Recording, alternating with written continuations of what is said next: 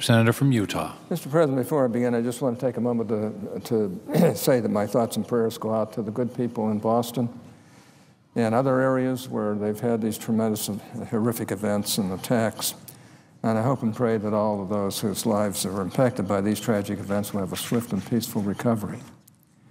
In addition, I want to commend all the law enforcement agencies involved in the investigation that brought the hunt for the perpetrators to an successful end. Now, Mr. President, over the last few months, I've come to the floor several times to discuss the need for the Senate to return to regular order. If the last several years have taught us anything, it's that efforts to force legislation through the Senate without full and fair consideration tend to yield unsatisfying results.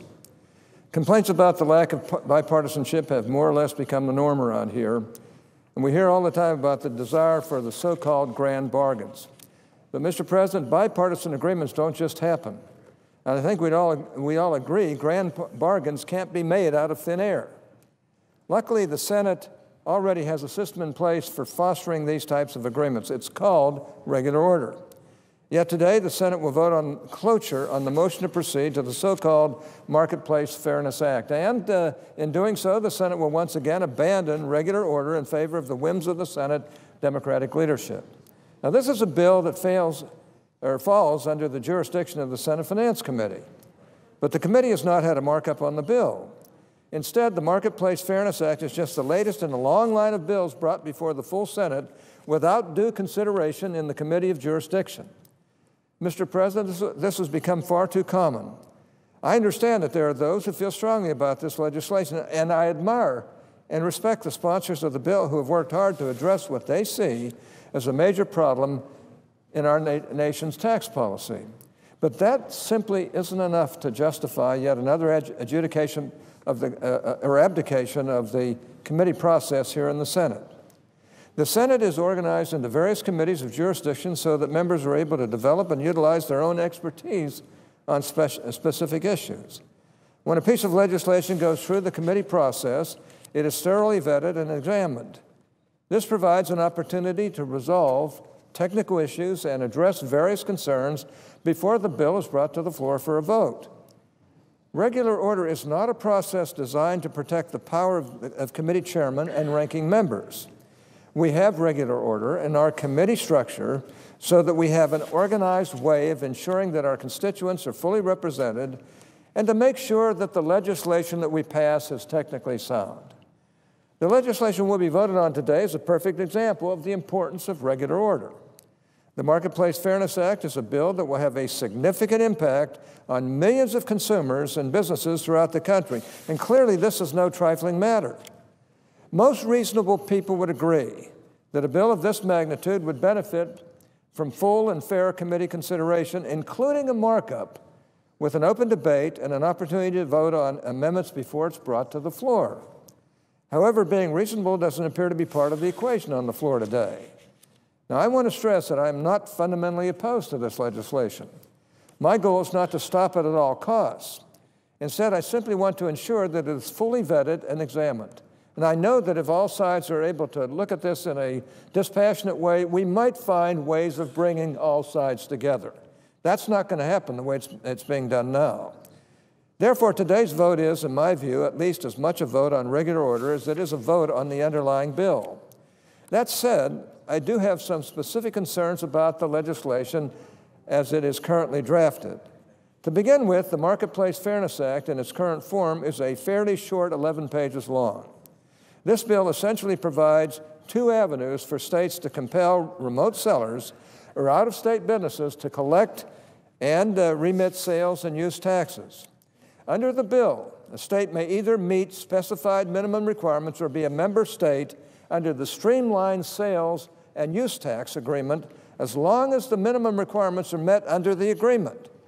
The streamlined sales and use tax agreement is a good deal more complicated than the Marketplace Fairness Act. For starters, at 203 pages, the agreement is about 18 times longer. Since its adoption on November 12, 2002, the streamlined sales and use tax agreement has been amended 28 times, most recently just last year. It's not a simple little problem here. The Streamlined Sales Tax Governing Board has done excellent work in bringing states together to cooperatively and voluntarily address the issues of sales and use tax complexity and administration, just to mention a few issues. According to the Streamlined Sales Tax Governing Board, 24 states have adopted the simplification measures in the agreement, representing 31% of the population. The authors of the Marketplace Fairness Act hope to apply its measures to all 50 states and 100% of the population. However, the bill is comparatively short on details. For example, the Streamlined Sales and Use Tax Agreement contains provisions on rules for the sourcing of sales, along with exclusions to those rules. In order to levy the appropriate sales tax, you must determine the location and subject matter of the transaction. This level of detail is not present in the Marketplace Fairness Act.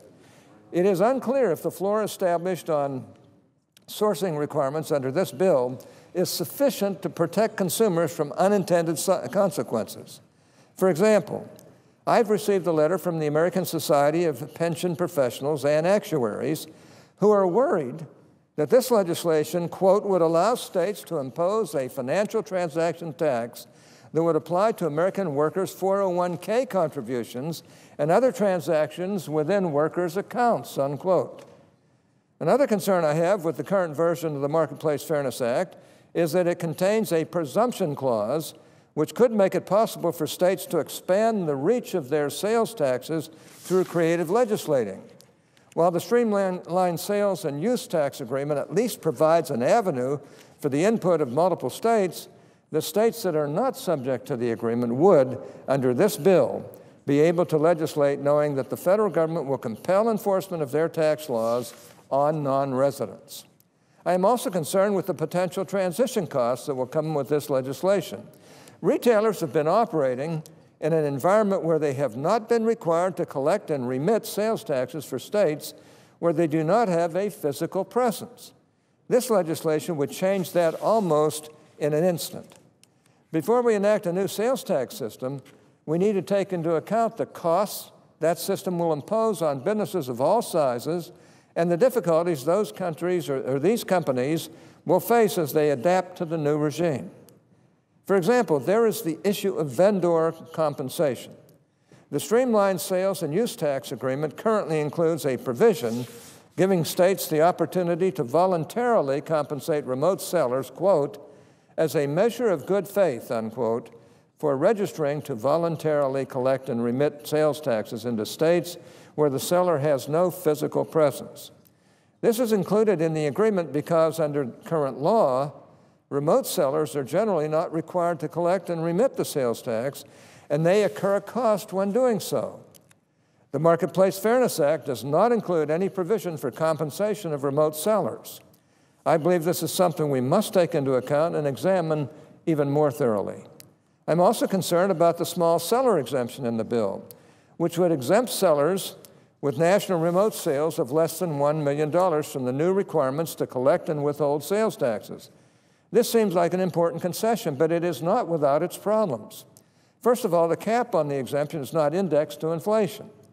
I think anyone who has observed any part of the roughly 50-year process where the alternative minimum tax has grown from a fairness measure targeting the rich, 155 millionaires, I guess, to an ever-increasing burden on the middle class. They should understand how inflation can radically distort policy outcomes over a period of time. In addition, there are many who argue that the $1 million exemption may be too low. In my view, these are concerns that we need to fully consider before bringing the bill to the floor. Finally, I want to point out that the bill does not include a provision for dispute resolution, for a dispute resolution venue. Ideally, the bill would give federal district courts exclusive jurisdiction in matters concerning the implementation of this legislation. Policy changes with such far-reaching effects inevitably lead to unexpected issues and consequences. Giving federal courts this jurisdiction would ensure greater uniformity and application of this legislation across the country. Mr. President, these are just a few of the concerns I have regarding the Marketplace Fairness Act. I don't believe that these are necessarily fundamental concerns, but they are issues that need to be addressed. I am quite certain that if given an opportunity, the Finance Committee could address these issues without inexorably changing the underlying purpose of the bill. However, if we proceed with floor debate on the Marketplace Fairness Act as is, we will not have that opportunity. The Senate just simply cannot continue to operate this way. Once again, we need to restore the deliberative traditions of the Senate. That means a return to regular order. I know a number of my colleagues have expressed similar concerns about the need to restore the committee process in the Senate. I hope they will join with me in voting no on cloture on the motion to proceed to the Marketplace Fairness Act today. That doesn't necessarily determine how I'm going to vote in the final analysis of this. But I sure as heck would like to approach it in a much more intelligent and legislatively profound way than we're doing here tonight. And by the way, you can talk about the